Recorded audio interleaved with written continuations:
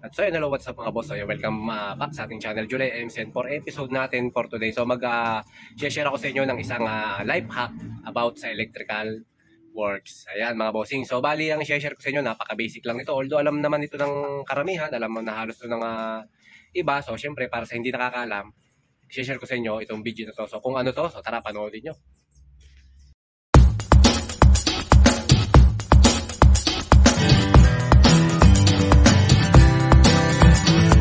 So bali sa mga kapanood, mga boss, itong video na to, kung gusto nyo gayahin nyo. So kung ayaw nyo naman, so skip nyo na lang.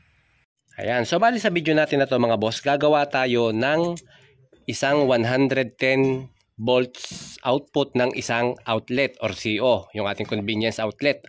So ngayon, bali itong bagay na share ko sa inyo, mapapakinabangan nyo to. For example, meron kayong mga 110 appliances sa bahay ninyo. So kung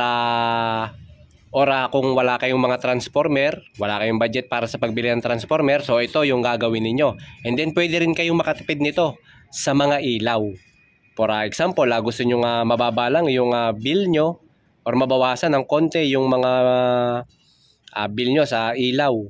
So ito pwede nyo gawin to. So sa mga gustong mag-install ng mga ilaw, tapos matipid lang, ito, yan, pwede nyong gawin to. And then, ito mga bossing, bago tayo mag-umpisa, so bali itong gagawin natin na video na to, ay para lamang to sa may mga service provider na line to line. Ibig sabihin, both line ng ating service provider ay merong 110 volts equals to 220. So, wag nyong gagamitin to sa line to ground. Kasi yung line to ground natin, automatic yung line 1 yan, yung ating hot wire is 220 volts na yun automatic. So kaya line to line lang. So para makuha natin yung 110 volts. And then ang gagawin natin mga bossing, ito ganito lang. So bali yung ating, meron tayong sample na gagawin dito. Outlet na lang. So wala kasi tayong breaker mga boss dito, no? So dito na lang sa ating extension para may actual demo lang tayo. So itong ating outlet na yan, so meron niyang dalawang line na yan, line 1, line 2. And then ang gagawin natin, kukuha lang tayo ng isang line dito sa outlet na yan. And then pagkatapos, yung another line ay dito naman tayo sa ground kukuha. So para magkaroon na tayo ng kompletong 110 volts. So ayan, panoodin nyo kung paano yung gagawin natin. And then ito yung mga gagamitin natin. So kailangan natin ng 1 gang na outlet. And then, kailangan natin ng dalawang wire. So, ilagay lang natin itong wire natin dito sa kabilang side. And then, dito sa isa. Yan. So, kahit magkabaliktad dyan mga bossing, walang problema. Yan.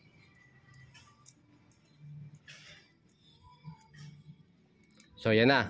Next na gagawin natin, itong isang line na to, itatali natin to dito sa may ground.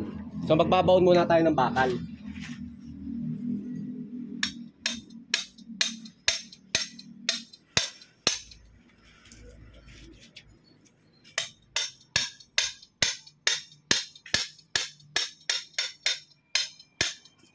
Then tali natin yung isang wire.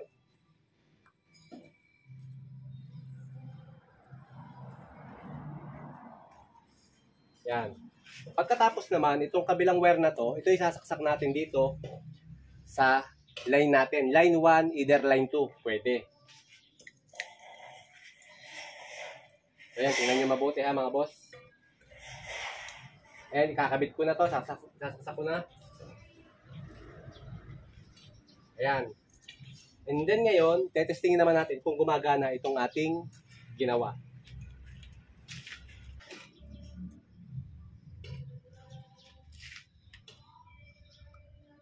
Ayun. Ayan, so ayan mga boss, kita nyo? O so ayan mga boss, kita nyo, di ba? Gumagana na yung ating ilaw. Di ba? O yan. O, buhay yan. O, kita nyo? Yung isang line natin, ayan, andito sa ground. Yan, ganyan lang gagawin nyo. Tapos yung isang line naman natin, andito sa ating line 1, either line 2. Yan, isa lang yan mga boss, o. O, isang line lang yan ha, o. O, di ba kita nyo? Umiilaw na.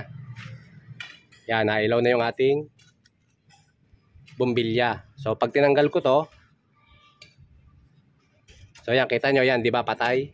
So pag sinaksak ulit yan, pag sinaksak ko yan, kahit saan dito, line 1 or line 2, iilaw na yan. Oh, yun.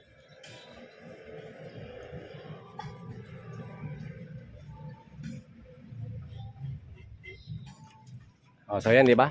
So ganyan lang yung ating simple life hack mga bossing. Kung gusto nyo na magkaroon kayo ng 110 volts na supply or output ng kuryente, ganyan lang yung gawin ninyo.